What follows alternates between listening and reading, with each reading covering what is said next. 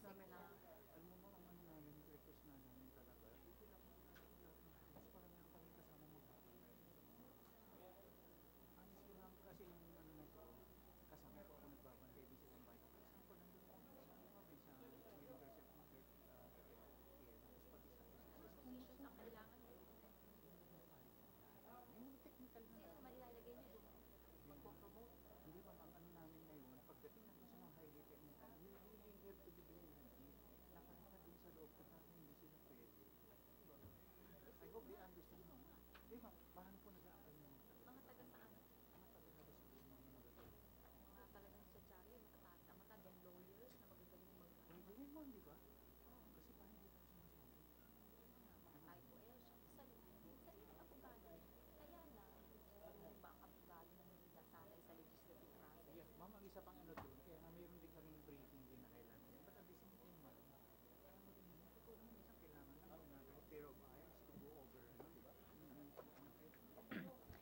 Ladies and gentlemen, let's all rise for the arrival of the Honorable Senate President and the Senators of the Republic of the Philippines.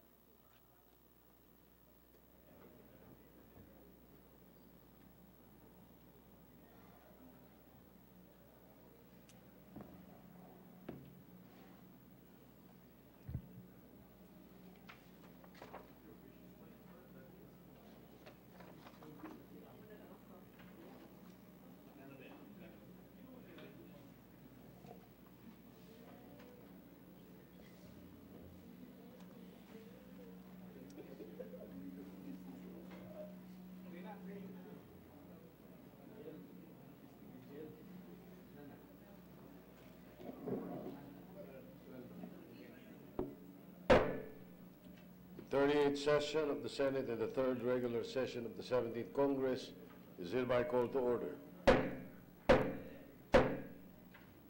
Senator Aquilino Coco Pimentel III will lead the chamber in prayer. Mapagmahal naming Ama, gabayan at basbasan po ninyo ang bawat isa sa kapulungang ito habang tinatalakay namin ang mga nakahapag na paksa sa araw na ito. Ipagkaloob po ninyo sa amin ang matatag na paninindigan at mabuting kalusugan upang makatupad kami sa aming sinumpaang tungkulin at pananagutan. Nawa ay makapagsilbi kami ng bukas loob at maging mulat sa tunay na kalagayan ng aming mga kababayan at komunidad, lalo na iyong mga higit na nangangailangan ng tunay na pagkalinga at pagsisilbi. Dalangin po namin ang kapakanan ng bawat pamilyang Pilipino at ang kaayusan, kapayapaan at kaunlaran ng buong bansa. Nawa ay maging gabay namin kung anuman ang nararapat, matuwid at makatarungan. Patuloy niyo po kaming basbasan upang maisabuhay namin ang tunay na paglilingkod at pagmumuno tungo sa pagbabago. Amen. Amen. The Secretary will please call the roll. Roll call of members. The Honorable Senators Angara, Aquino, Binay, De Lima, Drilon, Ejercito, Escudero, Gatchalian, Gordon, Onasan, Ontiveros, Lacson, Legarda, Pacquiao, Pangilinan, Pimentel, Poe, Recto, Trillanes, Villanueva, Villar, Zubiri, Senate President Soto III.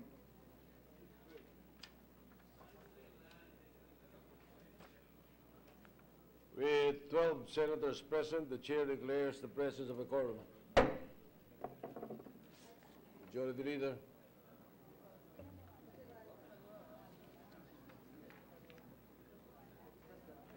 Thank you, Mr. President. Mr. President, I move that we dispense with the reading of the journal of the 37th session, Monday, November 26, 2018, and consider the same as approved. I so move. Any objection? There being none, the motion is approved. No, the dispense with the reading. The dispense with the reading. And Mr. President, I move that we proceed with the reference of business. Are we ready with the reference of business?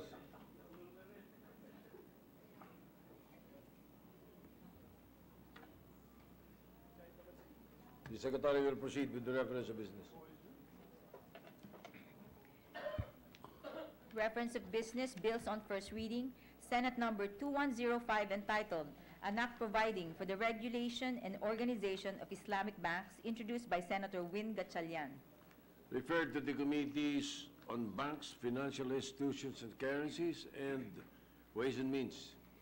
Senate Number 2106 entitled, An Act Establishing a Unified Housing and Urban Development Fund and a Centralized Home Financing Program, amending for the purpose Republic Act Number 7835, otherwise known as the Comprehensive and Integrated Shelter Financing Act of 1994, introduced by Senator Joseph Victor Ejercito. Referred to the Committees on Urban Planning, Housing and Resettlement, Ways and Means, and Finance. Senate Number 2107 entitled, An Act Amending Sections 106, 107, and 108 of the National Internal Revenue Code, NIRC of 1997 as amended, introduced by Senator Joel Villanueva. Referred to the Committee on Ways and Means. Senate Number 2108 entitled, An Act to Promote the Growth and Development of Social Enterprises as a Means to Alleviate Poverty, establishing for the purpose the Poverty Reduction through Social Entrepreneurship Program, providing incentives and benefits, appropriating funds therefore and for other purposes, introduced by Senator Grace Poe. Referred to the Committees on Trade, Social Justice, Ways and Means, and Finance. Senate Number 2109 entitled, An Act Enabling the Intellectual Property Office through the National Telecommunications Commission to cancel licenses of Internet service providers that allow websites to infringe or to facilitate infringement of copyright, introduced by Senator Soto III. Referred to the Committees on Public Services, Trade, and Finance. Committee reports. Committee report number 517 submitted by the Committee on Education, Arts and Culture, and Senate number 1413 introduced by Senator Lacson, entitled, An Act Recognizing Everest Academy as an Educational Institution of International Character, granting certain prerogatives to hasten its growth as such and for other purposes, recommending its approval with amendments, sponsor Senator Escudero. To the calendar for ordinary business. Committee report number 518 submitted by the Committee on Education, Arts and Culture, and House number 7260, introduced by Representative Tino et al., entitled, An Act Declaring February 4 of every year as the Philippine-American War Memorial Day, recommending its approval without amendment, sponsor Senator Escudero. To the calendar for ordinary business. Committee report number 519 submitted by the Committee on Social Justice, Welfare, and Rural Development, and Senate number 1986 introduced by Senator Laila M. De Lima, entitled, An Act Declaring February 23 of every year a special working holiday to be known as National Rotary Day, recommending its approval without amendment, sponsor Senator Laila M. De Lima. To the calendar for ordinary business. Majority Leader. Thank you, Mr. President. We'd like to recognize guests in the gallery today, students of Mother of Divine Providence School from Marikina City. They're here with us. Mr. President. Welcome to the students. Ready, Gana? Who's going to do this? May I just ask for a 1-minute suspension, Mr. President. Session is suspended.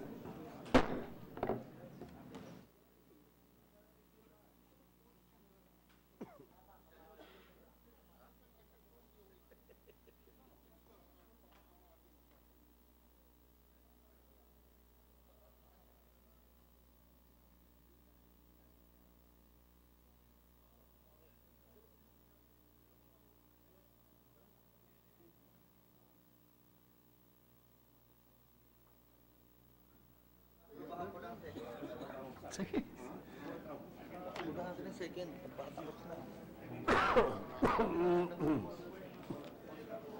Six amendments na ako.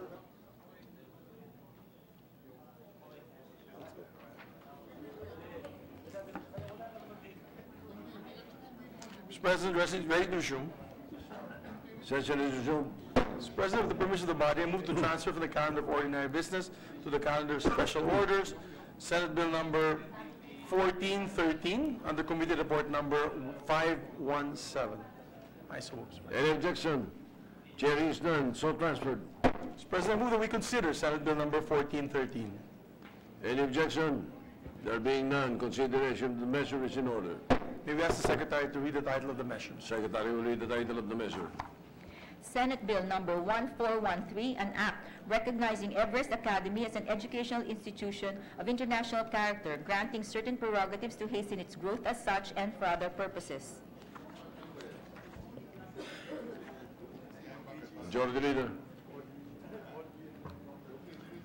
May we recognize the We recognize the sponsor, Senator Cheese Escudero. Senator Francis Escudero is recognized. Thank you, Mr. President. By way of sponsorship remarks for this bill, Everest Academy Incorporated, being the first international Catholic school in the Philippines, was founded, owned, and operated by Regnum Christi, an apostolic movement within the Catholic Church, comprised of diocesan priests, seminarians, and lay people from the religious congregation of the Legionnaires of Christ. Everest Academy is one of the 220 Regnum Christi schools all around the world. They follow a holistic approach and pursue an educational philosophy that allows students to develop their full potential according to their exceptional gifts and talents. The institution also encourages students to live according to the gospel values and become reliable, dignified, and compassionate leaders and citizens of the country. Since its opening in Manila in August 2007, they brought about an international curriculum developed and licensed by national consultants for education that incorporates the highest standards in the United States, Europe, Asia, and Canada. The Regnum Christi schools have been delivering excellent contributions to the education system of more than 20 countries all over the world, including the Philippines, through the Everest Academy Incorporated. By nurturing the academic excellence, Everest Academy Incorporated also follows international standards that enable its students to prepare scholastically in order to qualify in prestigious universities abroad, especially in the U.S. Therefore, Mr. President, the bill merely seeks to recognize Everest Academy as Everest Academy International School, an educational institution of international character. I earnestly submit, Mr. Chamber, that this chamber consider and pass the aforementioned measure. Thank you, Mr. President. Majority Leader. Thank you, Mr. President. Mr. President, for our colleagues to study it a bit longer, we move to suspend consideration. Senate Bill number 1413. I so move. Yes, we would have wanted to approve this right away because no one will object, but it has been the Tomorrow practice naman, of sir. Yes, sir. the Practice chamber of the chamber.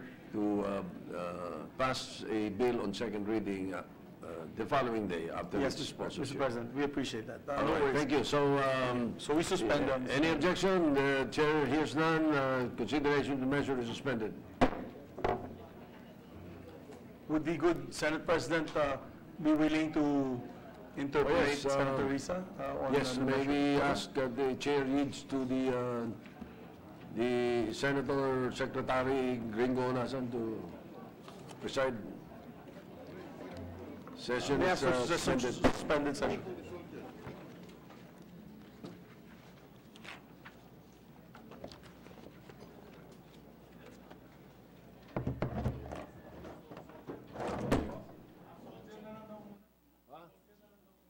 Soldier muna. O sige, vale, sige. Greg, try mo na para makapag-prepare ako. So ikaw na muna, boss. Ready to resume, Mr. President. Session resumed. Yes, there's a request by our minority floor leader if he can tackle the Solgen bill first so that we can act on this measure at the soonest. Mr. President, I move that we resume consideration on Senate Bill number 1823. I so move, Mr. President. Any objection? Hearing none? Mr. President, this is the bill strengthening the office of the Solicitor General. May we recognize Senator Richard Gordon and to interpolate a distinguished minority floor leader, Senator Frank Dillon. Senator Gordon is recognized. The minority floor leader is recognized. Senator Franklin Dillon.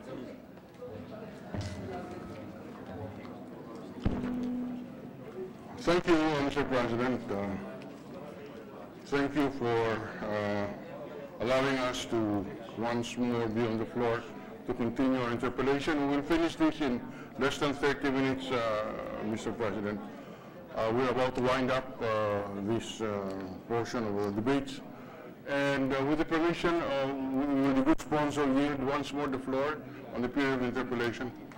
I definitely, Your Honor, to my good friend, Senator Dillon. Mr. President,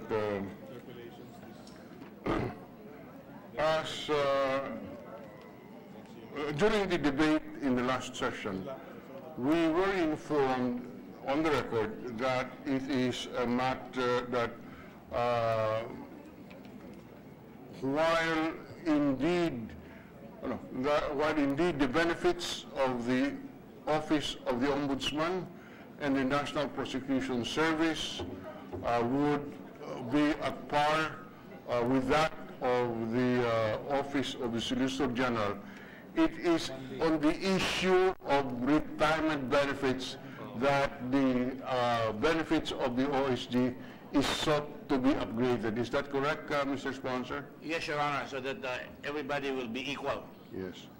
So we are saying that the present retirement benefits at the Office of the Solicitor General is inferior to that enjoyed by the Office of the Ombudsman. Is that correct, sir? Yes, Your Honor, at the present time. That's why the whole purpose of the law is to make sure that it adjusts itself so that they will be equal to the Ombudsman, state prosecutors, as well as the Department of Justice. All the other benefits are the same, including the salary grade. Yes, Your Honor. Now, so the intention is to put the Ombudsman, the National Prosecution Service, and the Office of the Solicitor General at par with each other. That's correct, Your Honor, very clearly. We have no problems with that. We have no objections to that, Mr. President. What about the conditions that are enumerated on page 12, lines 4 to 27? Are they also designed to place the three offices at par with each other? Yes, Your Honor, they will be the same. They will be the same? Yes, Your Honor. You're saying that this is already provided in the package of benefits for the Ombudsman and the National Prosecution Service, and we are just putting the OSG at par. It is true, Your Honor, it is true. Now, how about the death benefits found on page 13, lines 3 to line 26? Are they also being placed here to be at par? In other words, would the Office of the Ombudsman and the Office of the National Prosecution Service have superior death benefits? No, Your Honor, they will have the same. Sorry? They will have the same benefits, Your Honor. They would, are we They will saying? not be superior, Your Honor, they will be the same. So that we are elevating the death benefits of the Office of the Solicitor General to be at par with the death benefits of those in the National Prosecution Service. That's correct, Your Honor. And in the Ombudsman. Yes, Your Honor, that's correct. All right.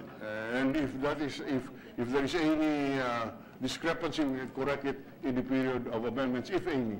Yes, Your Honor, definitely. Now, what about the automatic increase found on page 14?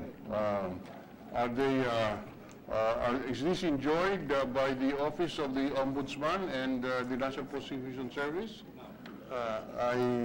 Automatic increase on page 14, Your Honor. Page 14.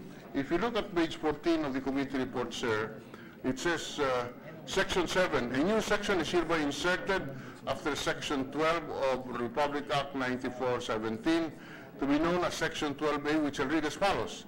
Automatic increase. All pension benefits of the retired Solgen, Assistant Solicitor General, Solicitor General shall be automatically increased whenever there is an increase in the salary and allowance of the same position from which they retired. Is this benefit also enjoyed by the Office of the Ombudsman and the Office of the National Prosecution Service? Yes, Your Honor, they will have the same benefits. No, all right. Okay. What about the survivorship benefits found on line 11 on page 14? Are we placing this in order to put the Office of the Solicitor General at par with the two other officers? They will be the same, Your Honor. Same as the Ombudsman. And the prosecutors and members of the judiciary. Ombudsman and the judiciary, Your Honor. They are the same. It is not in the prosecution service. Not yet, Your Honor. Not in the prosecution service. And expect other offices in the government to be asking for exactly the same benefits. I can already imagine the OGCC would become around Congress, ask that they be treated equally. The National Labor Relations Commission arbiters and commissioners, all the quasi-judicial offices in government, but that's a matter for the majority group in this chamber to decide on. We're just pointing this out. Well, Your Honor, I think this is really, the trust is really for the members of the judiciary, plain and simple. The ombudsman, who are full-time involved in justice, etc., not for the quasi-judicial officers. I'm just pointing that out, that I am sure Point is what the other quasi-judicial branches of this government will ask for the same benefit. That is human nature, sir. That's what I said. So that's what we call civil minimums. When one guy has one, they want the same one, the same thing. That's why we're very careful that these benefits, that the purpose of the bill is only to put the Office of the Solicitor General in equity with the Ombudsman and National Prosecution Service on questions of fairness and equity. So I have no problems with that. I am just putting on the record that we better be prepared that the next batch of lawyers and quasi-judicial bodies will come to the chamber and ask for a similar treatment. I assume we have to consider them favorably, as we have already 3 quasi-judicial sectors. Now, so we have no problems with the upgrading of the benefits of the Office of the Solicitor General on that premise. Now, on the funding, refer you to page 18. How is this different from the other agencies? I noticed here that, there are inclusion of survivorship benefits as part of the, to be funded, the Provident Fund, the OSG contribution, and other benefits and privileges mentioned in proceedings shall be provided in the General Appropriations Act. I can understand, Mr. President, the survivorship benefits, but can we spread into the record what is exactly meant by Provident Fund OSG contribution as being funded by the National General Appropriations Act?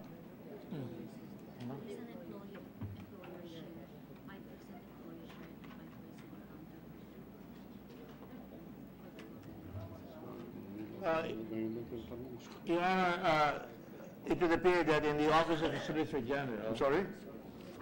there is a Provident Fund where the employer provides 5% and the rank and file provides 5%, Your Honor, for the Provident Fund. The Provident Fund is more or less a voluntary affair, Your Honor, by the OSG. It is not compulsory, but obviously by its nature, it is actually for savings that is done by the employees and within the OSG, Your Honor. So what does this provision mean? That the Provident Fund OSG contribution shall be provided in the General Appropriations Act. How different will this be from the present situation?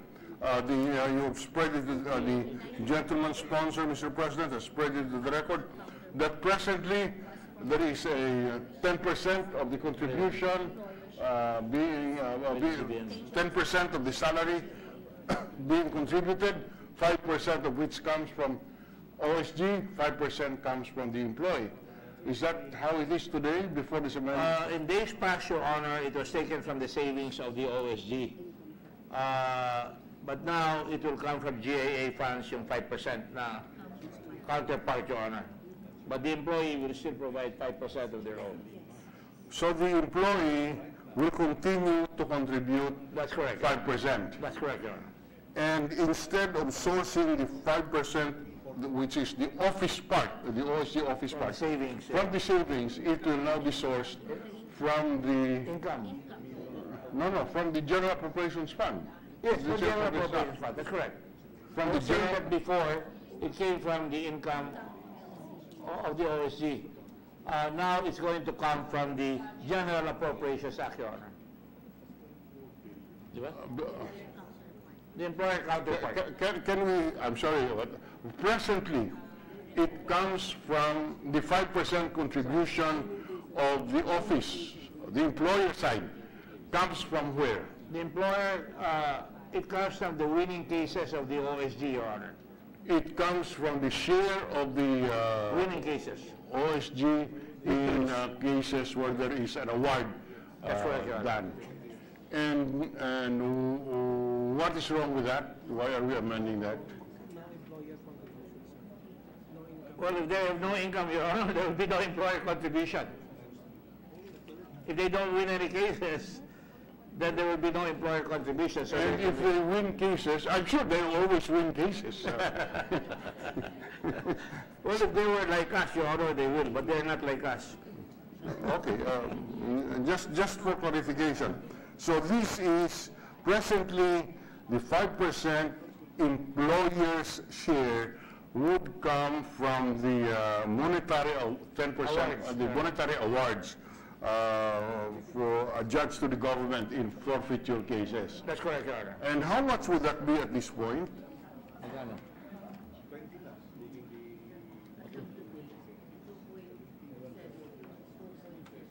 As of today, Your Honor, it's 2.7 million. Balance. 2.7 Million, Your Honor. million. And how much would this amount to in terms of annual contribution that will be sourced from the General Appropriations Act? 20 million, Your Honor, I'm told. 20 million. Yes, Your Honor. Of course, it's still subject to inclusion in the budget. That's correct, Your Honor. If it's not included, then they will have none. So if it is not included in the budget, this is unfunded law. That's correct, Your Honor. All right, what is the present share of the Office of the Solicitor General in cases of where the government is adjudged monetary awards or assets in a forfeiture proceeding? How much is it? On monetary awards, Your Honor, only, it's 5%. 5%, okay? Yes, Your Honor. And it does not include assets, are you saying that? No, Your Honor. It's just purely on monetary awards. And can the gentleman spread into the record what is a typical, let's say in 2017 or whatever is available here, how much was this? In 2017, 4.2 million, Your Honor. 4.2 million. Yes, so there's a reduction this year. So we will double this, in effect, because it's 5%, 4.2 million. You are now proposing in your committee report 10%. Yes, Your Honor.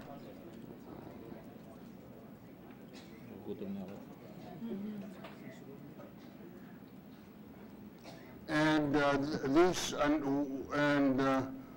is there any law which provides for how these awards are to be distributed?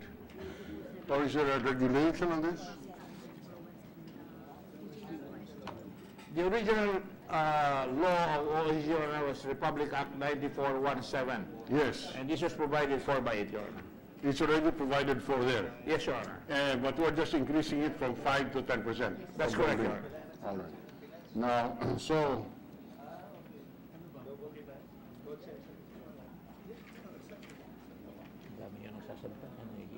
Dapat apat ang tenga ko.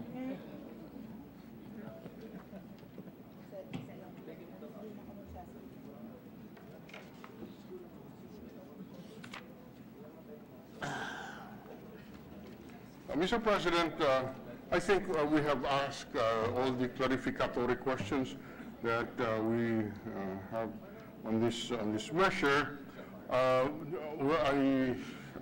We can terminate our interpellation with the understanding that in the period of amendments, the committee amendments will basically be along the lines that, number one, there should only be one principal law agency for the entire government, and I leave that to the good sponsor, whether it is the Department of Justice or the Office of the Solicitor General whichever is the agency. We just have to realign the provisions so that such policy can be followed. And second, the amendments will pursue the matter of the equalization of benefits between the three offices, the OSG, the National Prosecution Service, and the Ombudsman. Clearly understood, Your Honor. So we will just await the amendments of the committee, and if it is consistent with these principles that the good sponsor and his representation agreed upon, we would no longer introduce any committee amendments, and we'll only do so if we feel that it is not consistent with the principles that we have agreed upon in the course of interpellation. With that, Mr. President, we thank the good sponsor for allowing us this opportunity to clarify this very important measure. The principles that we have agreed upon in the course of the interpellation are certainly acceptable to us, and we support it. We support the equalization of benefits between these three offices, with the caveat that we should be prepared to look at equalization from the other quasi-judicial offices of this government. So with that, Mr. President, once more, maraming salamat po kay Senator Gordon for his patience in answering our questions at this point. Thank you very much, Mr. President. Mr. President, this representation would like to express my appreciation for the very astute interpellations and observations made by my distinguished colleague and friend, Senator Drilon, Your Honor, and with our assurances that his concerns on the two matters already aforesaid will be addressed sufficiently when we go into presenting our amendments, Your Honor. Again, with thanks, Your Honor, to our colleagues. Thank you very much. Mr. President, before we move to the period of interpellation, to close the period of interpellation, Senator Ralph Rector would just like to ask a few questions, if with the permission, of course, of the sponsor. Thank you, Mr. President. Thank you, Majority Leader. Will the distinguished sponsor just answer just a few questions for my better appreciation of the pension system of government? Always to my good friend. Thank you very much. Senator Rector, Your Honor. Not that I am proposing any amendment. Yes, I just wanted to understand how the pension system operates in the national government, Mr. President. My understanding of this measure is that, among others, we are aligning the benefits of the Office of the Solicitor General with that of the Ombudsman, The judiciary, and the state prosecutors. state prosecutors. Now, isn't it correct that these four officers would have also benefits from the GSIS? No more, Your Honor. In the case of the OSG, even the judiciary they will no longer have the benefits, the usual benefits of the GSIS. Okay, so the judiciary today... Only life insurance will remain. From my understanding, the judiciary is not part of the GSIS? As a general rule, they were, Your Honor, but with all the benefits given to them, they will forego the usual benefits, but only the life insurance will remain. Only the... Life insurance benefits. In the GSIS? Within the GSIS. Okay. So how does this compare to other regular employees of government? Well, Your Honor, they would have survivor benefits, they would have other benefits, death benefits that are unique to them because of the nature of their work, the dangers associated with it, and which the others will not have, Your Honor. Yes. The reason why I ask this question, Mr. President, is that our uniformed personnel are not part of GSIS. My understanding in the past was that the judiciary was part of the GSIS.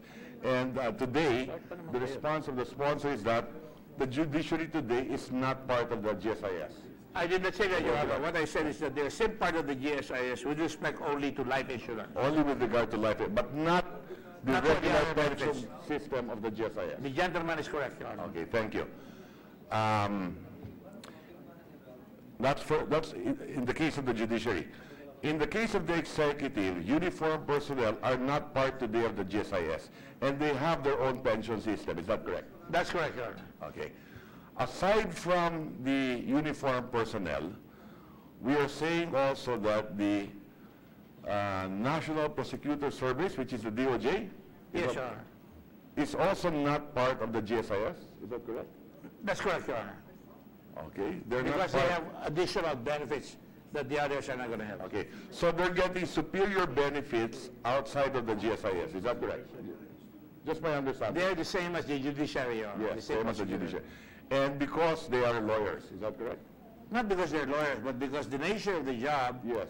requires that they be compensated adequately, given the right benefits, and because the nature of the jobs could also be dangerous, Your Honor. Okay.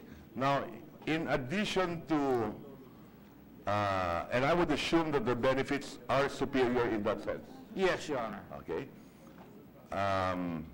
Also because a lot of our people are leaving the judiciary for the private sector, or sometimes they move from one sector of the government to the other.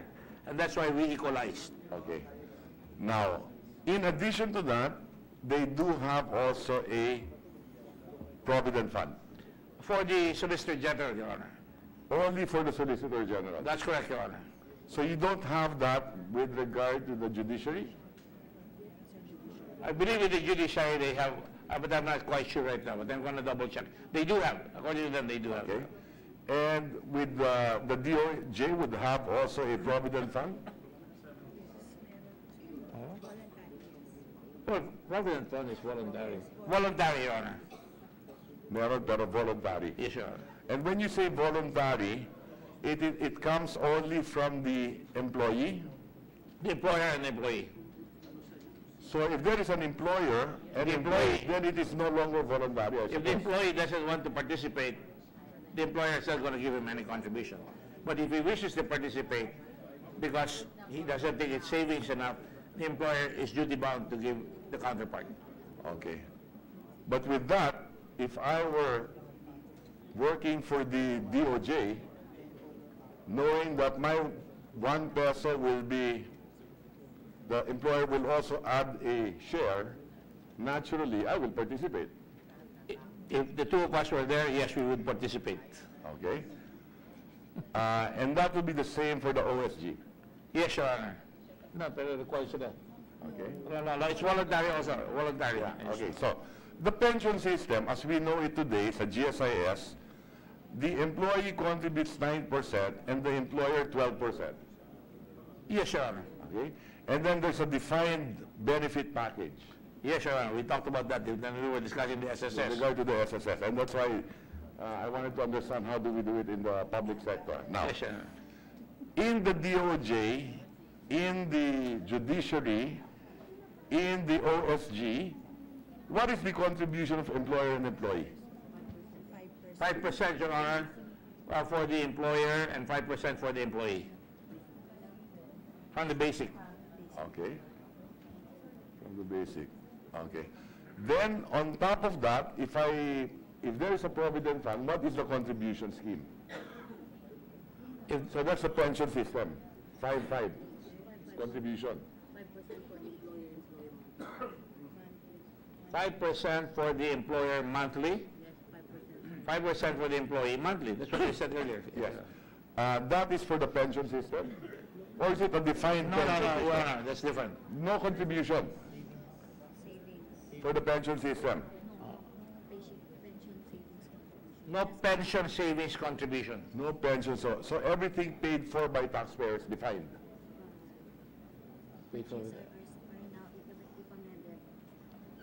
Something similar to Yes, the... Your Honor, this will be paid for by the taxpayer. Okay. So something similar to the armed forces or uniformed personnel. I'm not quite sure I understand it, but I think they're going to say yes, Your Honor.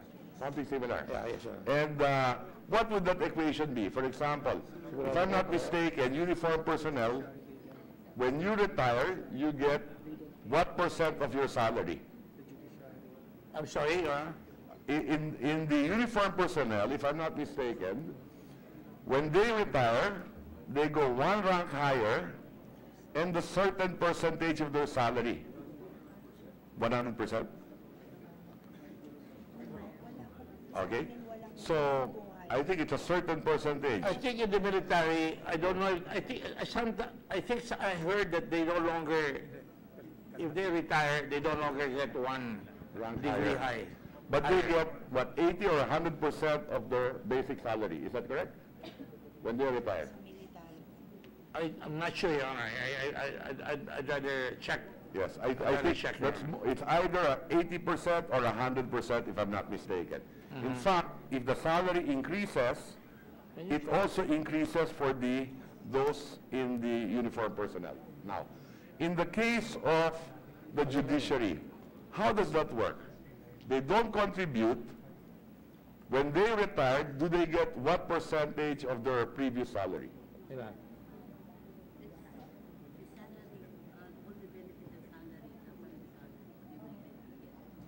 One minute suspension, Your Honor. Yes, thank you. Wala na? Session suspended. Basic salary plus benefit.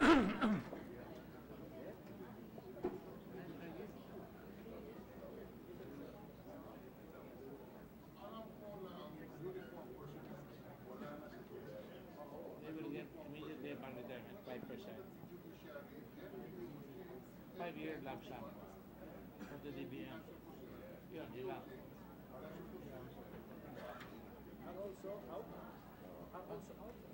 Based on the answers, based on the reply, yeah. Ready to resume, Your Honor. Thank you, Mr. President.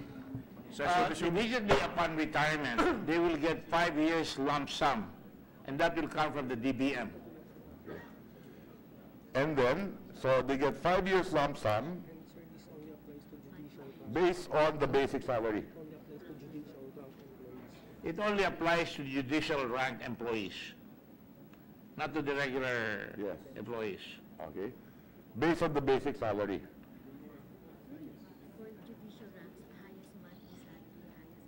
For the judicial rank employees only, Your Honor. Yes.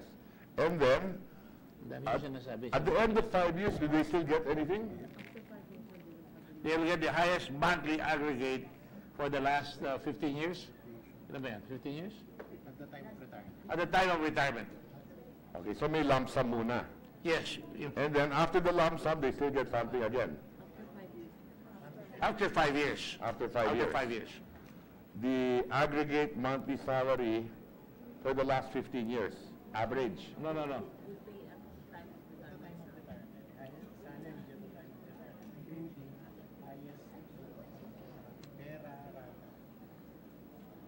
The salary at the time of retirement, including aggregate of transportation, living, and representation expenses. Okay, so all of that. Okay.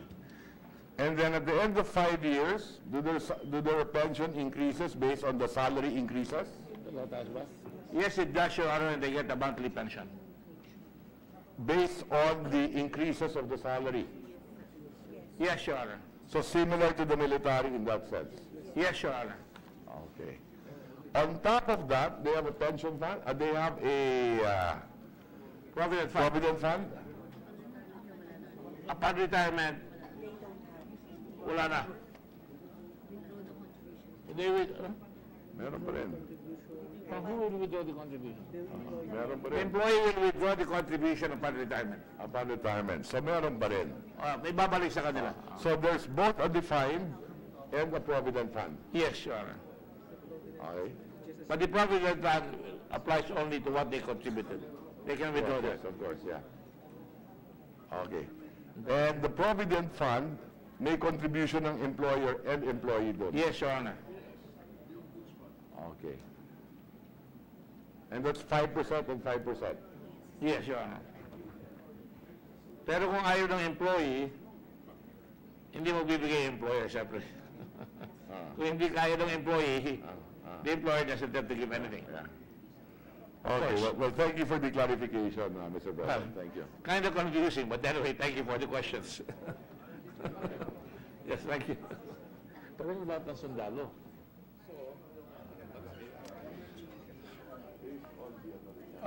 May we have a 1-minute suspension? Session suspended.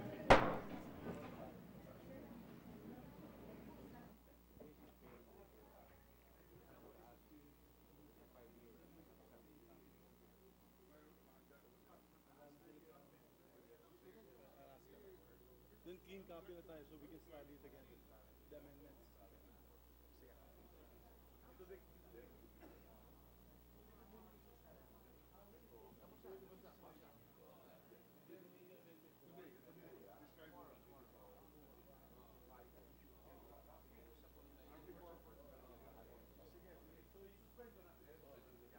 muna the period of interpolation. Bukas na.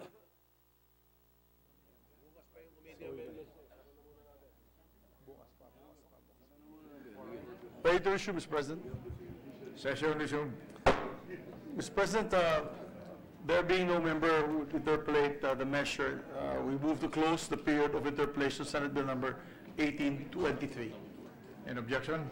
Hearing none. I believe tomorrow the committee will be giving out their committee amendments or amending the bill, and we would like to, for the meantime, suspend consideration on the measure, Mr. President, on Senate Bill number 1823. I so move, Mr. President. Any objection?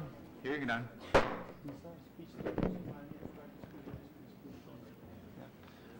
Mr. President, I move to recognize Senator Manuel Manny Pacquiao to deliver a privileged speech, Mr. President. May we recognize. Senator Pacquiao is recognized.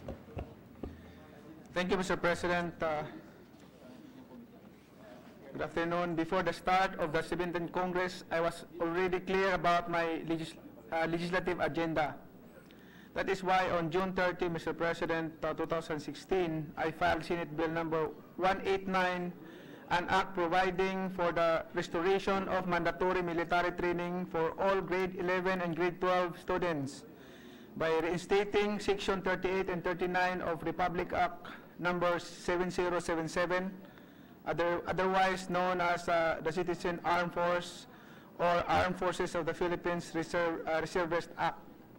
Even while I was still in Congress, I have already pushed for the reinstatement of the Reserve Officers Training Corps, Mr. President. Clearly, this is one of my priority bills.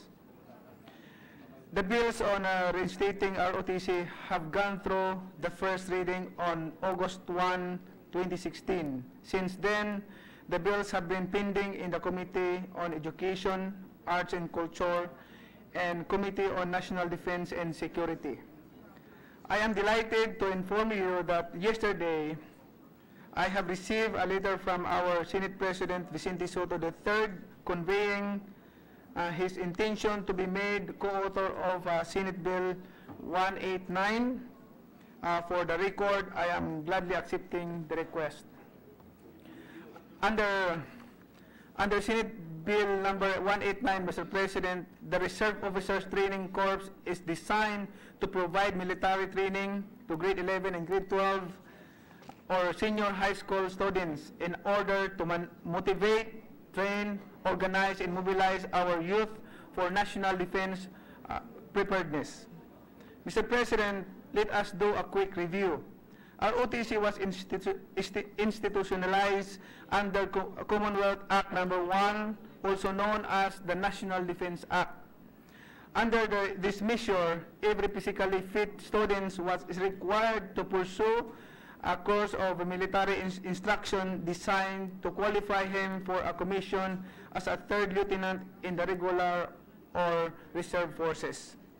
The National Defense Act was amended by Presidential Decree number 1706, otherwise known as the National Service Law. The decree provides that each citizen shall render national service in any of the three main programs, namely civic welfare service, law enforcement service, and military service. The National Service Law was later amended by Republic Act number 7077, otherwise known as the Citizen Armed Force or Armed Forces of the Philippines Reservist Act, which provides for the mandatory taking of the Reserve Officers Training Corps.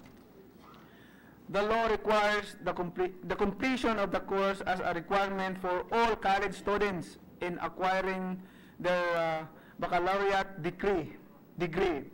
According to Republic Act number 7077, Mr. President, the mission of the Citizen Armed Force, alternately referred to as the Reserve Force, includes the following: to provide the base for the expansion of the armed forces of the Philippines in the event of war, invasion, or rebellion, to assist in socio-economic development, to assist in the operation and maintenance of essential government or private utilities in the furtherance of overall mission. And let us may highlight this, Mr. President, to assist in relief and rescue during disasters or calamities. Alam po natin ang mga kalunos-lunos na nangyari sa ating mga kababayan sa Tacloban. Mr. President, we have learned our lessons well. Isa sa mga importanteng natutunan natin ay ang kahalagahan ng Reserve Force sa panahon ng mga sakuna kung saan mas marami tayong mapapagalaw na reservist na makakatulong sa ating mga kababayan na mga kailangan ng relief and rescue assistance. Sa gitna ng mga pagbabadyang sakuna, mas mabuti na tayo ay laging handa. On January 23, 2002, Republic Act Number 9163, otherwise known as the National Service Training Program or NSTP Act of 2001 was approved. The program was enacted to enhance civic consciousness and defense preparedness in the youth by developing their ethics of service and patriotism.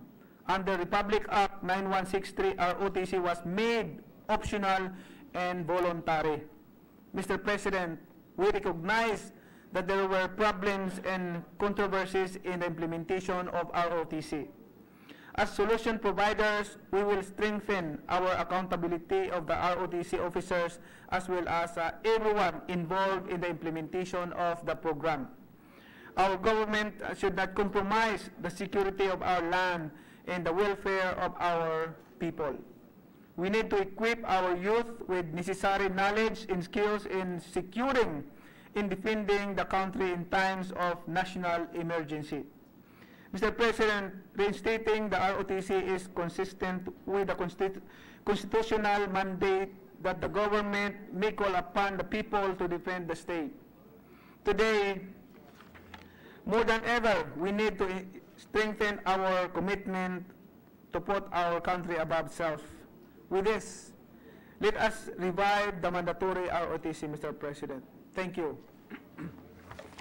Thank you, Senator Pacquiao. To study the further measure, study further the measure, we move that we refer the speech of the good gentleman to the Committee on National Defense. May I ask for 1 minute suspension, Mr. President? Session suspended.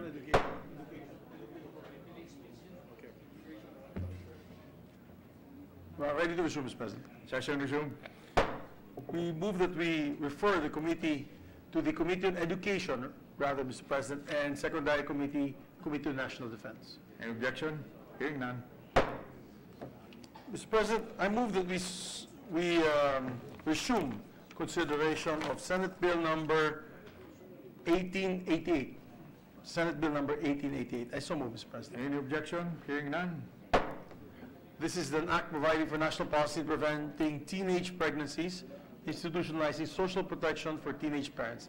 May we recognize the sponsor, Senator Risa Ontiveros, Mr. President, and to interpolate the distinguished Senate President Vicente Soto III. Senator Risa Ontiveros and the Senate President are recognized. Thank you, Mr. President. Thank you, Mr. President. Will the distinguished lady continue to yield to some of my questions on the subject matter of Senate Bill 1888? Continuously, gladly, Mr. President. Thank you. This is the second time that I will interpolate, and so you can be sure that there will be brevity in my questions, precisely because as I mentioned during the first time that I took the floor to interpolate, I am in favor, and I do agree with I concur with the purpose of the measure. But then again, we would like to try to contribute to the enhancement of the possible executive delivery of action once it becomes a law. Mr. President. All right. So, to continue, Section 11 of the measure provides for the participation of the private sector in promoting comprehensive sexuality education program through entering into public-private agreement, that will mobilize private communication networks and companies in promoting CSE, or Comprehensive Sexuality Education, through text or short message service, SMS, or media messages. Now, last August 28, if you will recall, I asked if the telecommunications networks have already been consulted regarding Section 11 as to their participation in this, in the promotion of comprehensive sexuality education. Yes, Mr. President, and acting on the very well taken question and advice of the good Senate President, I wrote Globe Telecom Incorporated as well as SMART, and was glad to receive their replies on September 12. So just a couple of weeks later, both of them in the affirmative. If I may just quote the pertinent portions of their replies, Mr. President, from Ariel Tubayan, Head of Policy Division, Corporate and Legal Services Group of Globe.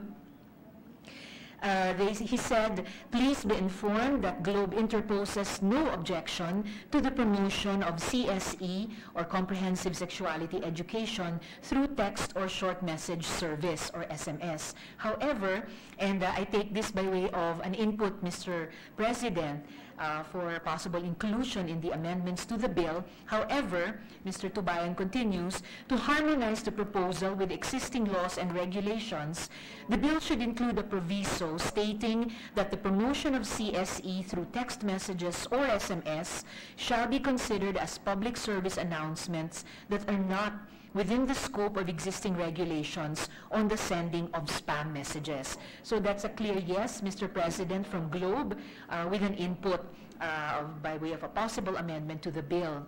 In like manner, Mr. President, from Ms. Charmaine Di Maculangan of SMART, she says, here is SMART's statement on Senate Bill 1888 from Sir Mon Isberto, PLDT and SMART spokesperson. Our experience has shown that tapping the mobile internet and social media for education not only enhances learning, but also creates opportunities for engaging young people effectively. So, Mr. President, taking the two responses together from Globe and SMART, they both partake of the educational as well as participatory spirit of the bill, and specifically in relation to that private-public partnership that the good Senate President advised me to seek a response on from the two companies. Mr. President. All right. Thank you for that, Mr. President. The way the letters sound, as you have read portions of it, it came from perhaps the lawyers of the companies, because it sounded like that. But I am thinking of how they will be able to implement it, considering that the stakeholders of the bill are only a limited sector of society, like the adolescents, parents or guardians. Currently, are they capable of determining the age and civil status of their prepaid subscribers so that this can be fully implemented? Otherwise, they will be text blasting everyone. Actually, Mr. President, particularly the response of Mr. Tubayan of Globe, who, yes, the Senate President could be correct, is possibly a lawyer since he heads the policy division of the Corporate and Legal Services Group. He seems to have anticipated part of the follow-up question of the good Senate President, because his letter continues that the reason is that, the reason for his suggestion on including a disclaimer that any of these text messages should be considered spam messages. He says the reason is that it's impossible to send targeted text messages or SMS to adolescents, since these are sent as broadcast messages to all subscribers without discrimination. Targeted messages to a specific demographic group will only be possible if the subscriber identity module or SIM card is registered. Unfortunately, 95% of subscribers use prepaid SIM cards.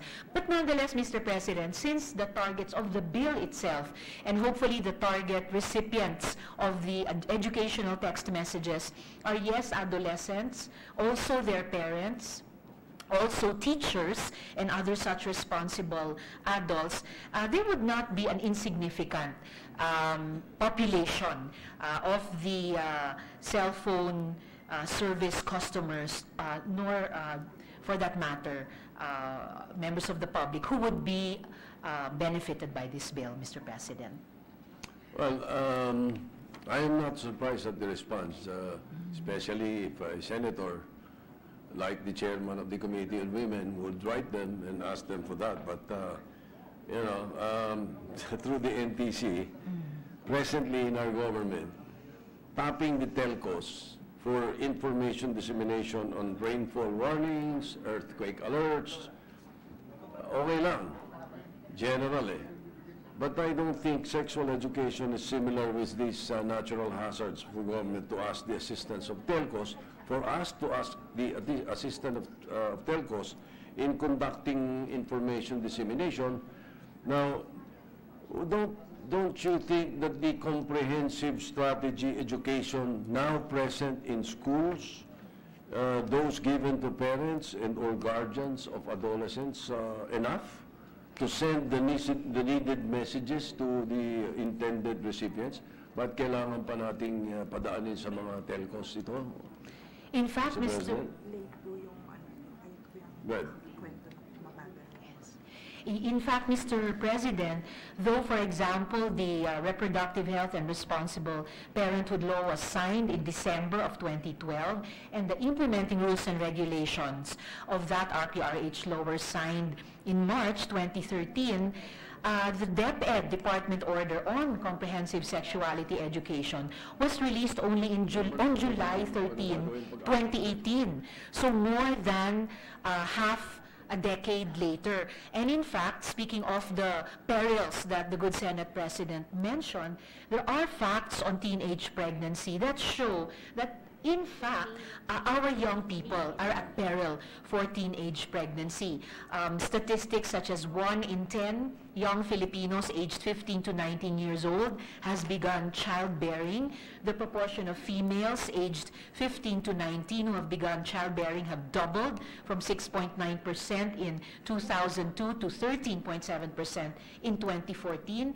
And teenage mothers are mostly composed of high school undergraduates and graduates, and together comprise 72.5% of teenage mothers, among others. And to further respond to the question of the good Senate President, it seems that all our educational efforts put together so far have not yet been really effective in curbing this trend, still rising trend in our country of adolescent pregnancy. The drivers of adolescent pregnancy at the macro level include poverty and still poor investments in health and education. And aside from these institutional risk factors, there are also local or household risk factors correlating with teenage childbearing, such as strict adherence to socially accepted gender norms and perceived lack of control of girls over their own life plans. As we proceed, Mr. President, I wish to manifest to the good Senate President that I will remain open to recommendations and amendments regarding this Section 11 so as to achieve our common objective of further improving the bill, Mr. President. Well, Mr. President, reading through the entire section,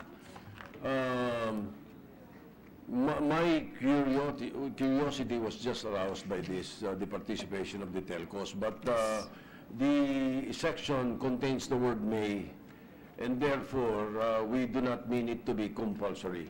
That is right, Mr. President. If the answer is in the affirmative, then I will leave the subject matter, Mr. President. Affirmative, Mr. President. Therefore, thank you. Let me move on to just one more section.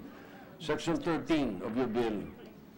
It states that, quote, no female student shall be expelled, dismissed, or suspended, refused, or denied admission, or forced to take a leave of absence in any educational institution solely on grounds of pregnancy outside marriage during her school term. Now, I understand the intention of this provision, Mr. President, and it is to protect the teenage female students who accidentally get pregnant.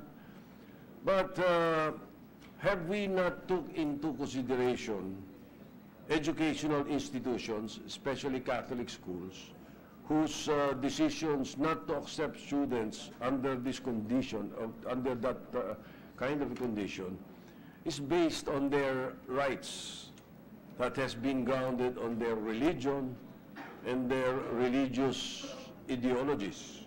So don't you think this provision might be counter to, or might run counter to the schools, some of the schools' long-time principles that they have practiced and followed in their pre-exercise of protecting morality in their educational institutions?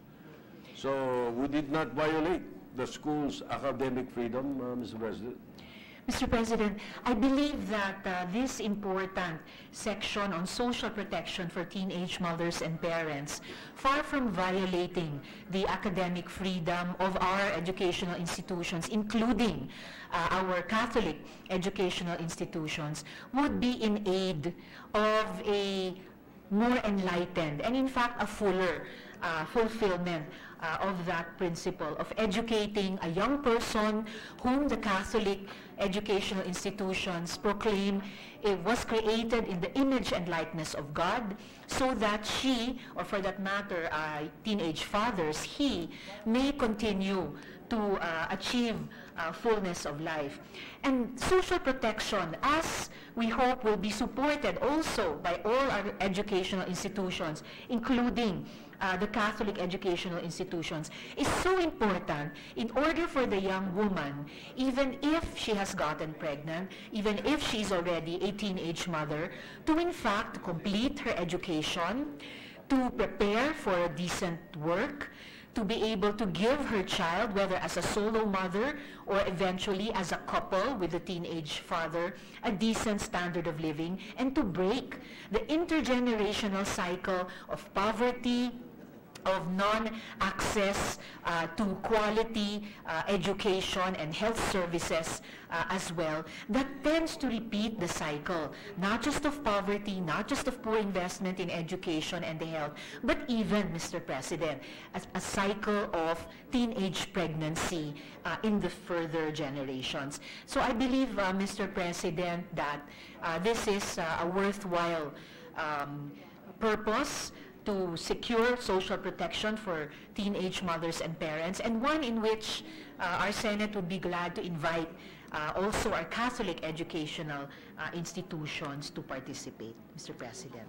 Well, that is the next question I was supposed to ask, because as I said, the principles and the intention of your provision is good, but what about these schools, these Christian or Catholic schools, that have you consulted with them? During your hearings, did you consult the Catholic schools and these institutions? What is their, because from my personal knowledge, they are numerous, and what do we do? What happens if a school refuses enrollment of a pregnant teenager? What do we do to the school? Mr. President, the Magna Carta of Women addresses this and also extends the same protection to teenage parents. If it is being addressed by the Magna Carta for Women, why are we including it there in this bill? Meron na po, Mr. President, the Magna Carta for Women, which is women at all life cycles, from birth up to senior citizenship. But the particular alarming trend that is observed by our health and educational authorities is teenage pregnancy. So this is a bill particular to our adolescent girls, and in order for them to avoid the health and social costs of pregnancy at their stage in life, and even if they become pregnant at a too young stage of their lives, to be able to, through the social protection section, to get back on their feet and to continue moving forward in their lives, Mr. President. I will take it to the extreme, Mr. President. With what you're saying, the distinguished sponsor, I will take it to the extreme. Therefore, with this section, we will not be preventing it because sasabihin ng teenager, okay lang ako mabuntis, tatanggapin din naman ako eh. Actually, Mr. Hindi po, Mr. Hindi mas mabuting mapigil. Nako, hindi ako Yes. pwede. Ayoko. I will not allow myself to be pregnant because I might not be able to continue my studies. Isn't that a better way of preventing? Instead of saying, no, tatanggapin din natin. Hindi natin pwede expel, hindi pwede i-dismiss, at saka kailangan tanggapin mag-enroll. Hindi, ang lakas ng loob ngayon nung teenager, Mr. President. Mr. President, in fact, in the strategic framework of the bill, the social protection mechanisms for current and expectant mothers, especially in cases of sexual violence, is 1 out of 5 of the foundations and desired result areas. So the emphasis, the great and overwhelming emphasis of the bill is on prevention. And even if the young person is already sexually active, being sexually responsible. So the emphasis is really on prevention. To wit, the strategic framework includes access to sexual and reproductive health services, information and commodities, access to medically accurate, inclusive, age-appropriate, and non-discriminatory comprehensive sexual education, participation of the youth in the development, implementation, and evaluation of SRH programs and policies, and development of a national information system that will develop a methodology that will measure the effectiveness of adolescent SRH investments. So the social protection mechanism is 1 of 5 in the strategic framework, but deemed necessary for those young people who, despite all our best efforts during the implementation of this bill, if it becomes law, still becomes pregnant. These are still the young citizens na kailangan nating saluhin, Mr. President, at sa pamamagitan ng pagbibigay pa rin sa kanila ng health, educational, parenting training, support, and other forms of social protection, masuportahan siyang maibalik ang buhay niya sa mas maayos na landas, Mr. President. Mr. President, my opinion, instead of these flowery words of social protection, it's as simple as ang prevention na pinakamaganda. I cannot continue my studies if I get pregnant. Talo lahat yung mga flowery definitions ng social protection. It's as simple as that. Common sense will dictate na pagka hindi ka tatanggapin, pipigilin mo, mas importante yung pag-aaral sa'yo, hindi mo papayagan ikaw ay maging, maging pregnant, Mr. President. No, so, I have difficulty in Section 13, aside from the fact that this will go counter to the academic freedom of religious institutions. All right, so perhaps I don't think we can see eye to this at this point, Mr. President. So perhaps during the period of amendment, I will just wait for that and yes, perhaps propose an amendment to Section 13. Because I did not get a very clear answer on what happens if a school refuses. If we pass this bill, we retain Section 13, what do you do to the school if they refuse enrollment to a pregnant teenager? Mr. President, the bill speaks clearly on what will happen kapag pinigilan ng eskwelahan makapagbalik sa pag-aaral or pigilan nilang makapag-enroll or they suspend or expel the student. And the focus is all on what happens to the girl because the bill does not provide penalties to the schools, but it puts across the strong message that if schools prevent teen mothers from continuing in or going back to school, they adversely affect the rest of their lives, discouraging them from getting their education. And I share the good Senate President's concern for prevention. Pero hindi po natin maipagkakaila. Despite the existing although spottily implemented yet comprehensive sexuality education under the RPRH law, despite our best efforts as policymakers, as teachers, even as parents, sa ating lahat ng mga angkan, meron po tayong mga pinsan, kapatid, mga tita, mga pamangkin na nahuhulog sa mga statistiko natin ng teenage pregnancy, especially given the reality that the premarital sex prevalence among girls is 28.7% according to the 2013 Young Adult Fertility Survey. So we still need to provide for, I will say again, social protection for those young Filipinas who become part of this phenomenon of teenage pregnancy. At hindi lang po sa ating mga kabataan, Mr. President, na hindi lang flowery term ang social protection. Sa malawak po na hanay ng basic sectors which our Senate serves, social protection means a wide range of services from health, education, employment, training, etc. So, and this is a very important principle to include in the Teenage Pregnancy Prevention Bill, Mr. President, for our young women. And then you made mention of the bill. In the bill, you said, well, I was looking it over again. I don't see any penalties anyway. So let's keep it that way. Or we remove Section 13. In other words, we're just saying that they may not, they should not, they shall not. But if they do, wala. E di gawin na lang natin resolution 2, imbis na batas. Because wala din pala no? Anyway. Mr. President, importante po sana makonsider pa rin nating gawing batas because it includes the formation of a Teenage Pregnancy Prevention Council, a national information system on the prevention of teenage pregnancies, kung saan po yung council makikipag-ugnayan sa ating mga local government units sa pamayanan. This council will develop a national program of action and investment plan for the prevention of teenage pregnancy. So these are just 3 of the salient points provided for in the bill na hindi po kakayaning saklawin ng isang resolution lamang. Pero bill po talaga. All right, Mr. President, the intention kasi of the bill is to prevent teenage pregnancies.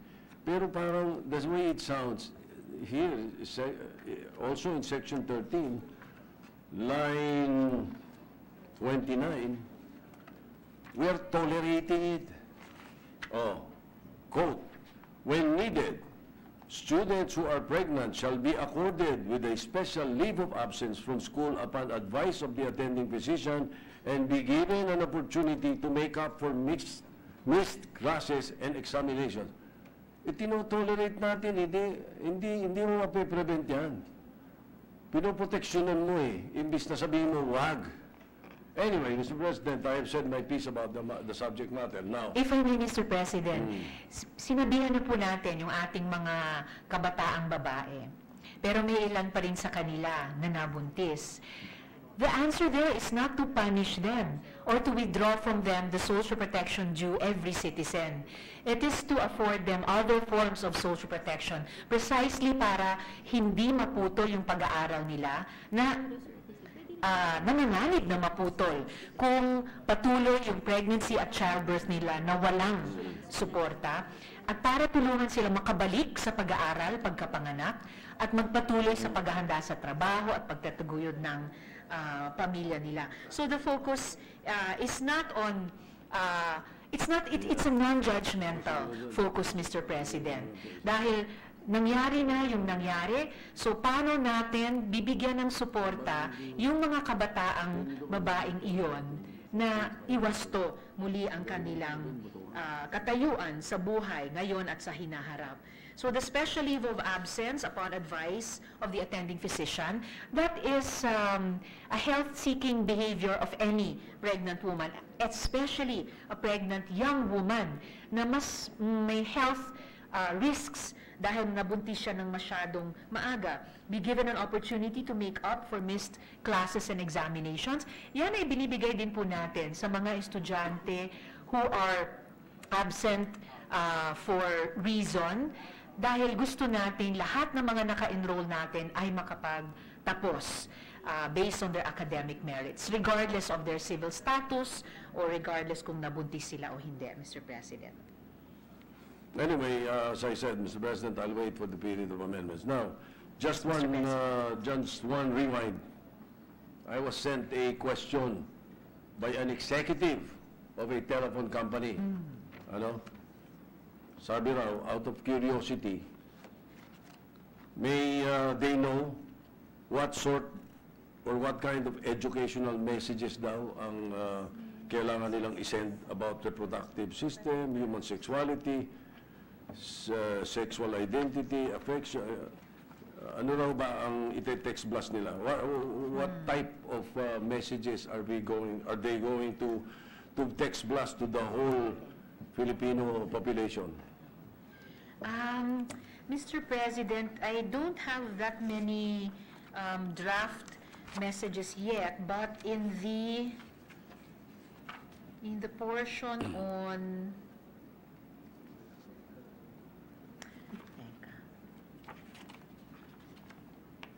promoting CSE through social media, this is a section earlier, Mr. President, section 10, promoting CSE through social media and other digital platforms.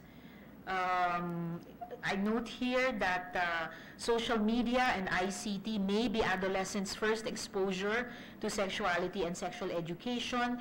Misperceptions, misinformation, and myths exist in the digital realm, but it also provides an avenue for correcting such misinformation. And it also has an enormous potential to provide a direct, anonymous, and non-judgmental information on sexuality and relationships. Just to give an example from another country, in Rwanda, they have an example of mobile for reproductive health, which included puberty, preventing sexually transmitted illnesses, unintended pregnancies, and where to find health services. So at the basic level, Mr. President, these messages would be informational. How to prevent becoming pregnant as a teenager, where to access health services, and correct messages about sexuality, reproductive health, relationships. Like what, Mr. President? Like what? I'll get back to you on that, Mr. President, on the specific formulations of the messages. But what I do have here are the subject matter, not yet the... because also the formulation of the messages would be worked on with the telcos who would, in the public-private partnerships, would be working on us to send out these preventive messages, Mr. President. Well, precisely, a top executive was the one who sent me this message asking ano daw ba yung ilalabas nilang messages. No? So they're just wondering. I'm looking forward to working with them, because Mr. President. I distinctly remember when Senator Pia Cayetano was sponsoring here the messages in the smoking, what did we call that? The pictures and the messages in the packages of the health warnings, graphic Mr. health warning President. systems. She already presented the type of messages that will be sent. She even showed pictures. So I remember that perhaps- clearly, Mr. President, because Yes. we were her counterparts in the House at that time. And the subject of the bill was really picture-based or graphic health Yes. warnings. So the telephone And this companies- time, this is one of the aspects Yeah, so of the telephone TDH companies pregnancy perhaps bill. are, the telcos perhaps are curious on what type of messages they will be sending out to text blast. Fair Anyway, enough, Mr. so President. I wish to thank the distinguished lady. Perhaps during the time of the period of amendments, I will take to the floor again, Mr. President. Thank you. Thank you very much, Mr. President, and thank you to the good Senate President. Thank you, Mr. President. Wala na mo interpolate? Can we close the period of interpolation? Or? Manning, I wanted to... Baka tomorrow we can close. Yeah, so, all right, Mr. President, move to suspend consideration of the measure. Any objection? Hearing none. Thank you, Mr. President. Mr. President, just a few housekeeping matters before we take up another measure. We are receipt of the bicameral conference committee report on disagreeing votes on House Bill number 6715, entitled the Davao del Sur State College. I move to consider the said bicameral committee report. Any objection? Hearing none. The chairperson designated me earlier, Senator Jesus Escudero, to sponsor this on his behalf, Mr. President. And he mentioned that just put if you could place the explanatory notes on the disagreeing votes on House Bill 6715 into the records, Mr. President. Any objection? Hearing none. Mr. President, with that, I move to adopt and ratify bicameral conference committee report on the disagreeing votes on House Bill number 6715. Any objection? Hearing none. Thank you, Mr. President. Mr. President, I move to transfer Senate Bill number 1951 from the Committee on Rules to the Committee on Justice and Human Rights. Any objection? Hearing none. As well as two other measures, Mr. President. I move to transfer from the following bills from the Committee on Rules to the Committee on Public Services and Finance, Senate Bill number 2067 and Senate Bill number 2066. I so move, Mr. President. Any objection? Hearing none. Finally, Mr. President, on November 19, 2018, we approved Senate Bill number 2059, that's the tax amnesty measure, and designated the Senate conferees to the bicameral conference committee on the disagreeing provisions of Senate Bill number 2059 and House Bill number 4814, or the measure granting the tax amnesty. Then on November 21, 2018, we received a letter from the House of Representatives designating their conferees to the bicameral conference committee on the disagreeing provisions. Apparently, the House only approved the House Bill 8554 on November 20, 2018, or a day after we approved Senate Bill number 2059. The subject matter of the House Bill 8554 is already included in Senate Bill number 2059. With that, and taking note of the letter of the House of Representatives, we would like to manifest that the constituted BICAM Conference Committee covers the disagreeing provisions of Senate Bill number 2059 and House Bill number 4814 and 8554. Just a manifestation, right? Chair For takes the note. record. With that, Mr. President, I move that we resume consideration.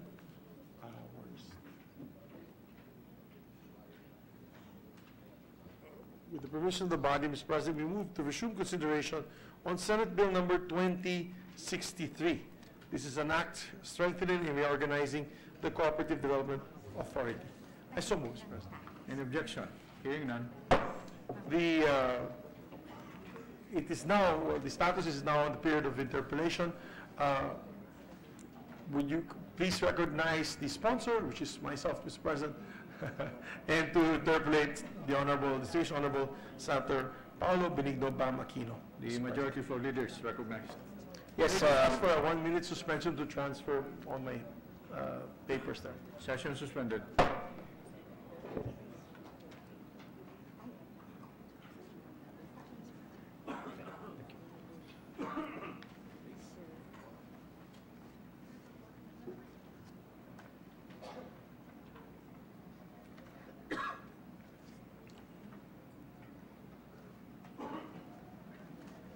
Can you have a copy of the committee report?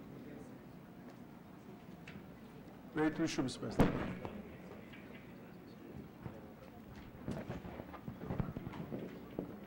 Come on.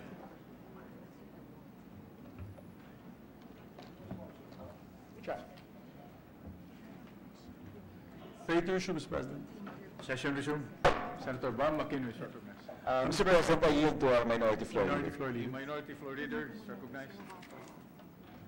Yes, Mr. President, I am listed as one of those who will interpolate on this measure after going through it and after a discussion with Senator Aquino and Senator Subiri. I am satisfied my questions have been answered and I'm no longer availing of the period of interpolation.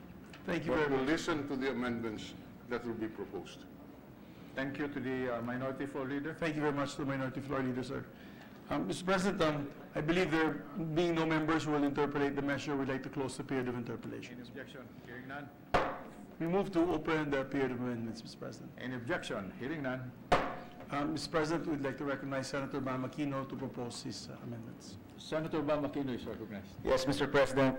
First of all, let me thank the gentleman from Bukidnon for spearheading this effort. It had its ups and downs through the months, but definitely we're quite proud of the current version, and we'd like to thank the good gentleman in advance for accepting our amendments, hopefully. Mr. President, on page 9, line 2, delete the punctuation mark period and add the following, comma, without reappointment, provided that an appointed chairperson or a board member who has served less than 1/2 of the full term shall be eligible for reappointment, period. Section 8 on term of office shall now read as follows, Mr. President. The chairperson and members of the board shall serve for a term of 6 years without reappointment, provided that an appointed chairperson or a board member who has served for less than 1/2 of the full term shall be eligible for reappointment. So moved, Mr. President. We accept, Mr. President. Any objection? Hearing none. Apparently, for the information of Senator Bam, we were planning to propose that as our committee amendment as well, so we thank him. No, but we have to delete the... It's also in another document. Ay, sir, dyan po, page 30. Sir, Ah. okay na po. Dyan sa page 30. No. Ay, sir, hindi. Hindi ko na pwede ma-close. One minute suspension, Mr. President. Session suspended. Tapos na ito bukas. Tapos na tayo. Individual yan. Tomorrow. Yes. Ba't po natin tanggalin yun? Ready to resume, Mr. President. Session resumed. Mr. President, that phrase actually also comes out in Section 9, but I've been advised that the Office of Senator Zubiri will be the one to move for its deletion. Yes, sir. Okay. Mr. President, my second amendment on page 13, line 20, delete the phrase, new composition of the board shall have been appointed. Sir, pakidiretso po. We accept, Mr. President. And we replace it with, Pakidiretso lang.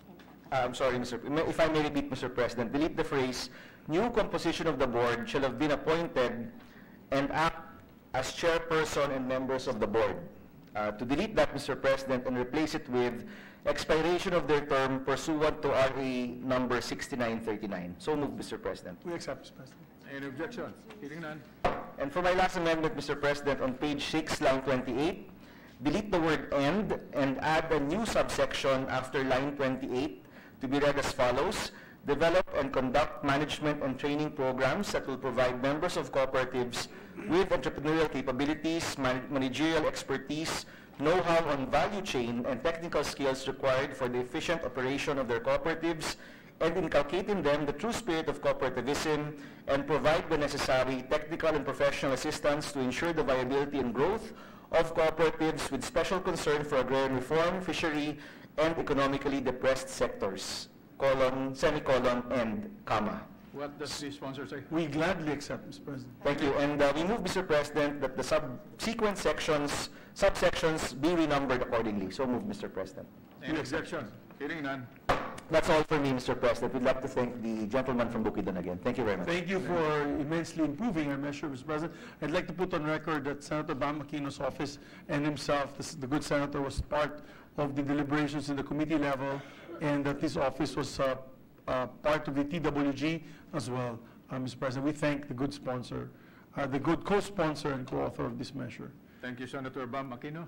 With that, Mr. President, we still have committee amendments tomorrow, but we'll just do this tomorrow, Mr. President.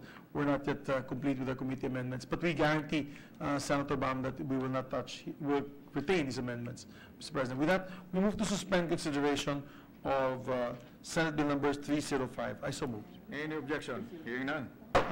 What, did I say the right one? No, 2063. Senate Bill 2063. I'm sorry, Mr. President. Sorry, I'm sorry. I'm sorry. Thank you, Mr. President.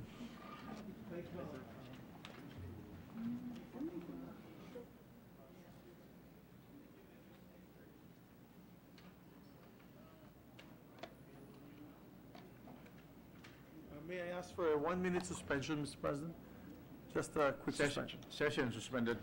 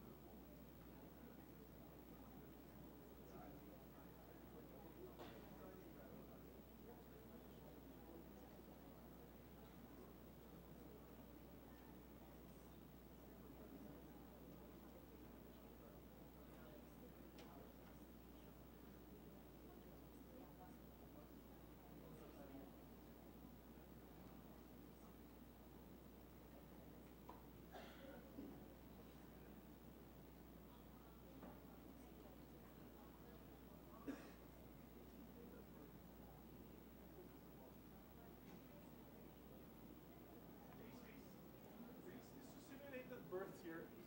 Controversial. This is not controversial. It's just people who attempted their kids.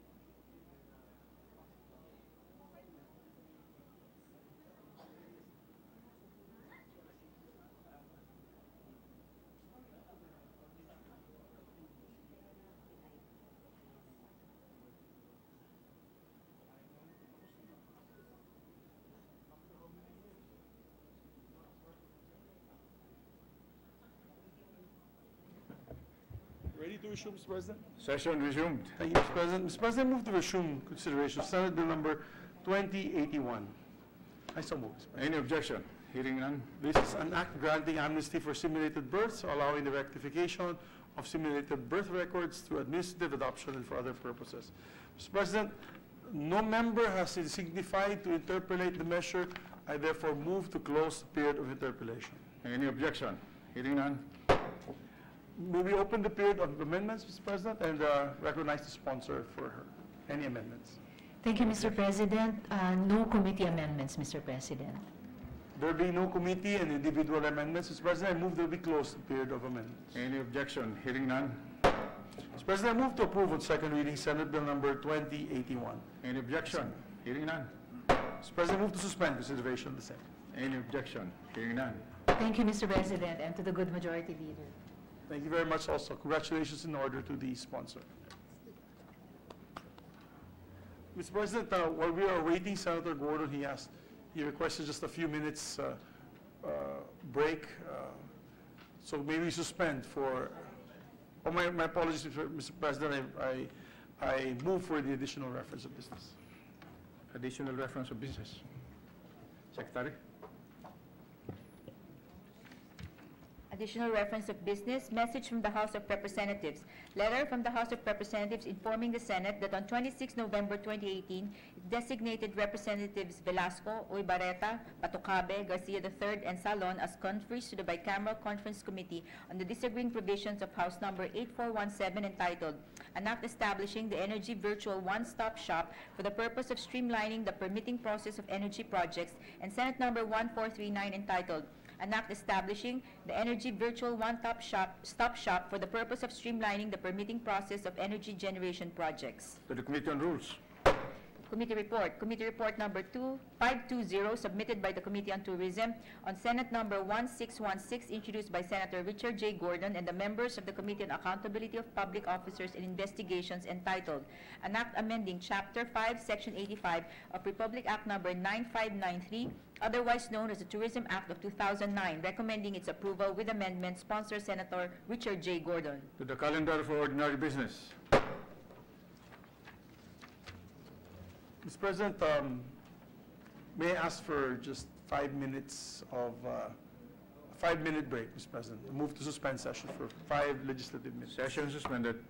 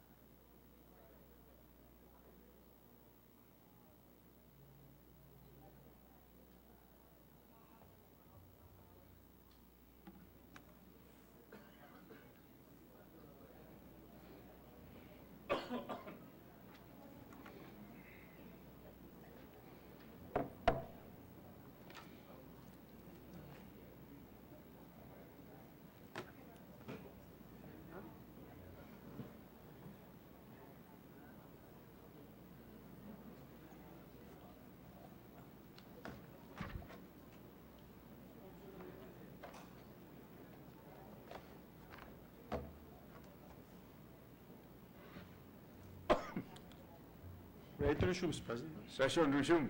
Mr. President, we are in receipt of the Bicameral Conference Committee report on the disagreeing provisions of Senate Bill number 1985 and House Bill number 6604, entitled an act providing for reasonable rates for political advertisements. I move to consider the said Bicameral Committee report. Any objection? Hearing none. Mr. President, I move to recognize the chairman of the Senate panel, Senator Aquilino Pimentel III, for his sponsorship speech. Senator Pimentel is recognized. Thank you, Mr. President, Majority Leader. I will just move for the insertion of the Conference Committee report into our records, but allow me also to summarize the essence of the harmonized bill. Number one, the law now mandates media outlets to give registered political parties and bona fide candidates discounts for their political advertisements during the election period at the rate of, ito po yung bago, 50% for TV, 40% for radio, and 10% from print, computed from the average of the published rates charged in the last 3 calendar years prior to the election. So that is actually that's the essence of our bill. And then we introduced the idea that this bill provides for the floor of the discounts that should be given by the media outlets. They can go higher than the said rates. And then plus the other concept that in no case shall rates charged to registered political parties and bona fide candidates be higher than the rates charged by these media outlets to non-political advertisers. So that's the essence of the harmonized bill, Mr. President, and we will just insert the rest of the report into our records. I so move, Mr. President. And I move for the adoption and ratification of our Conference Committee report. Any objection? Mr. President. Thank you, Mr. President.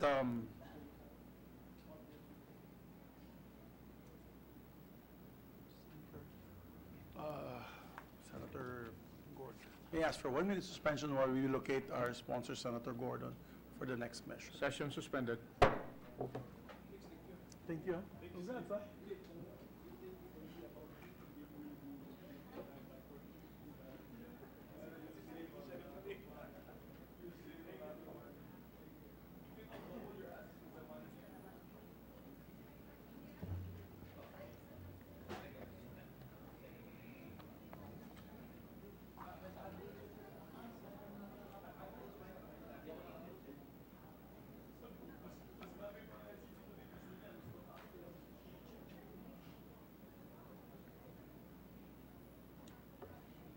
Ready to resume, Mr. President. Session resumed.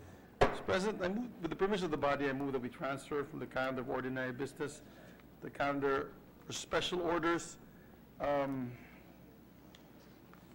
Senate Bill number 1616. I so move, Mr. President. Any objection? Hearing none. I move that we consider Senate Bill number 1616. Any objection?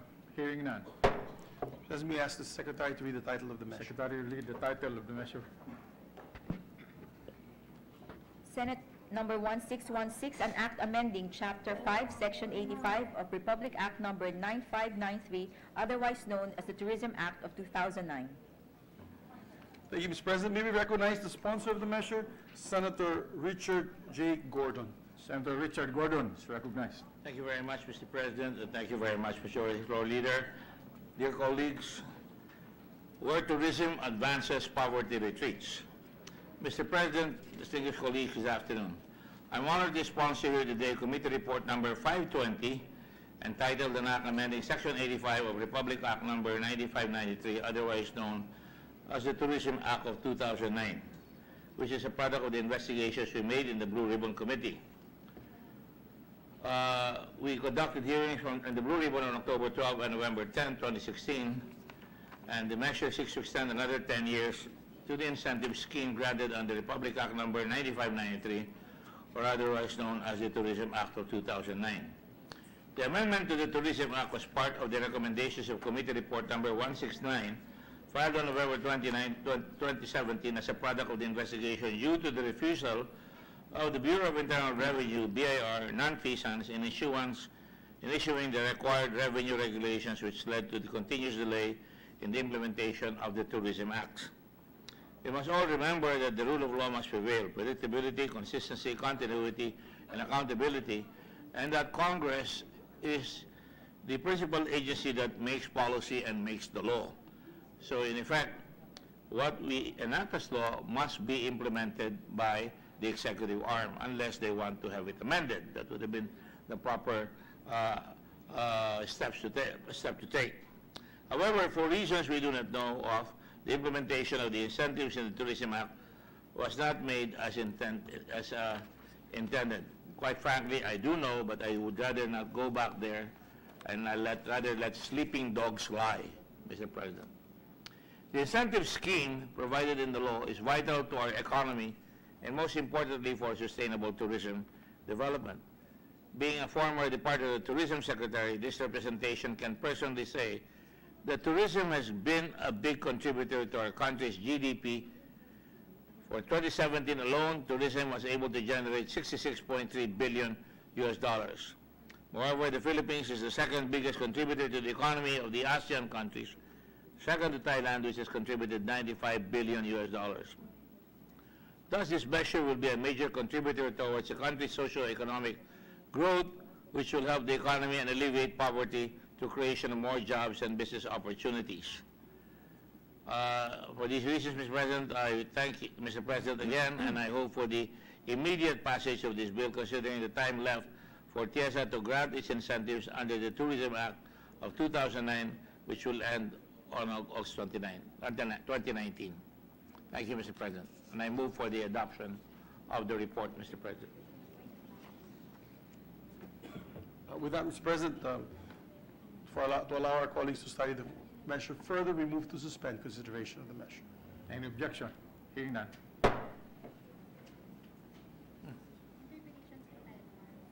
Interpellations pa na. Meron ba nag-reserve?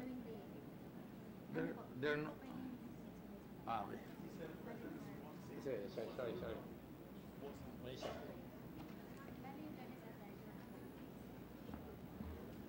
By the way, Mr. President, Nancy Binay, Secretary Nancy Binay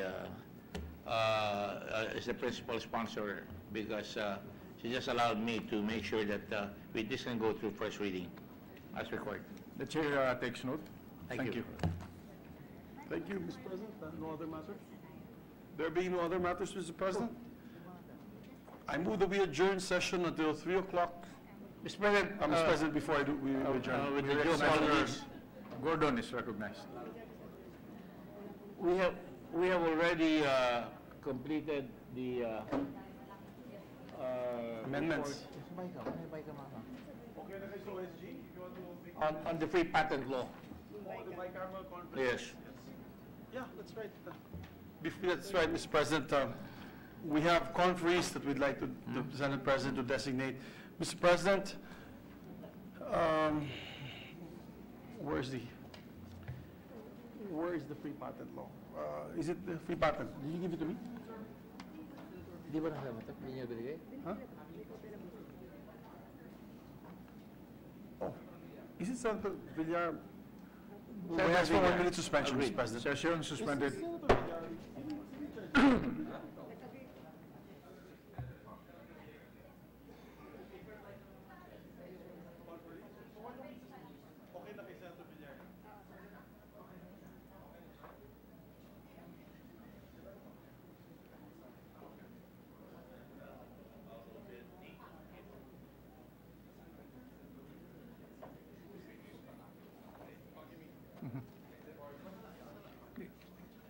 Ready to issue, Mr. President. Session resumed. With the permission of the body, I move to proceed with the Senate President's designation of the Senate Conference of the Bicameral Conference Committee on the disagreeing provisions of Senate Bill number 1454 and House Bill number 78. May we ask this is the Agricultural Free Patent Reform Bills, Mr. President. The following members are hereby designated as conferees on the part of the Senate to the Bicameral Conference Committee on the disagreeing provisions of Senate Bill number 1454 and House Bill 8078. They are Senator Gordon as chairman, Senator Subiri, Senator Villar. On the part of the minority, Senator Bam Aquino IV. Thank you, Mr. President. Mr. President, with the permission of the body, I move that we proceed with the Senate President's designation of the Senate conferees to the Bicameral Conference Committee on the disagreeing provisions of Senate Bill number 1439 and House Bill number 8417. This is the Energy Virtual One-Stop Shop. The following members are hereby designated as conferees on the part of the Senate to the Bicameral Conference Committee on the disagreeing provisions of Senate Bill number 1439 and House Bill number 8417. They are Senator Gatchalian as chairman, Senators J.V. Ejercito, Senator Binay, Senator Legarda, and on the part of the minority, Senator Risa Hontiveros. Thank you, Mr. President. Mr. President, with the permission of the body, I move that we proceed with the Senate President's designation to the conferees on the part of the Senate to the Bicameral Conference Committees on the disagreeing votes of House Bill number 8302. This is the More Electric and Power Corporation franchise. The following members are hereby designated as conferees on the part of the Senate to the Bicameral Conference Committee on disagreeing votes on House Bill 8302. They are as follows, Senator Grace Poe, Chairman, Senator Zubiri, Senator Escudero. We will wait for the designation on the part of the minority. On the part of the minority, Mr. President, after conferring with the minority floor leader, it's Senator Bam Aquino. Senator Bam Aquino on the part of the minority. Thank you, Mr. President. May I ask for a 1-minute suspension? Session suspended.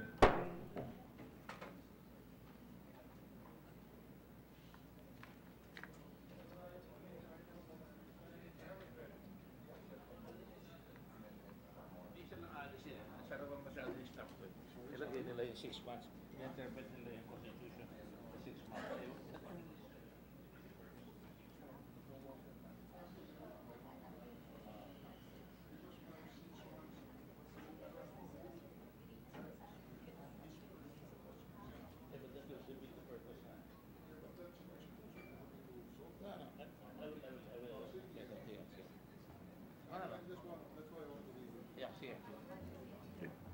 So, bukas na lang, boss. Yung soldier, boss, yung okay na yung amendments bukas, soldier? Ano yan? Bukas. Tapos na ako. Hindi lang nito. Ikaw lang nagsabi sa akin, i-file ko ito. Ikaw talaga. Ready to resume, Mr. President. Session resumed. Mr. President, with no other matters to take up today, I move that we adjourn session until 3 o'clock in the afternoon, Wednesday, November 28, 2018. I so move. Is there an objection? There being none, the session is adjourned until 3 o'clock in the afternoon of Wednesday, 28 November 2018.